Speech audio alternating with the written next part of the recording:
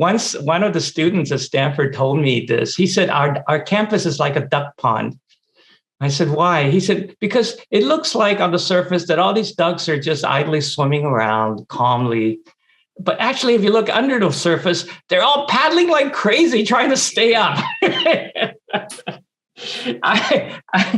I would say that is exactly how everybody feels. It doesn't matter how long your resume is or how much you've accomplished. If you're a son of Adam or a daughter of Eve, you know what it feels like to be a duck. And I would say that, I kind of know sort of the ongoing struggle to feel worthwhile in a very performance-based culture. I spent a few years serving on the University Advisory Board at Stanford.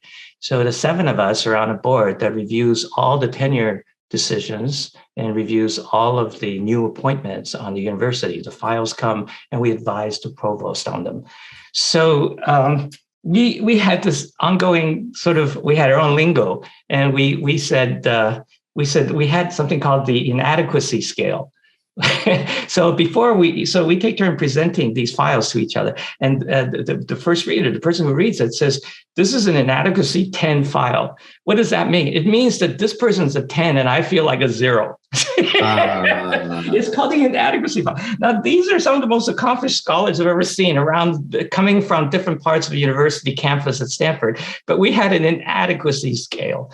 So I just want you to know that you cannot tell by looking at someone's resume how common the feeling of inadequacy, the feeling of failure is. And I think that, in this culture, there's a constant voice that tells us, you are your resume. You are what you do or how much money you make.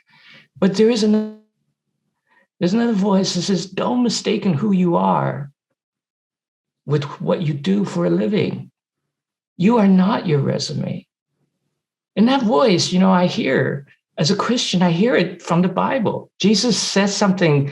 He said, if you hold fast to my teachings, then you are truly my disciple, and you will know the truth, and the truth will set you free. Set you free. What does that mean? Well, it means many things to many people, but for me, part of it means you're not measured by the performance scales of this world. Your intrinsic worth is not measured by the weight of your resume. I think that we need to know that no matter who we are and how long our CV. So for me,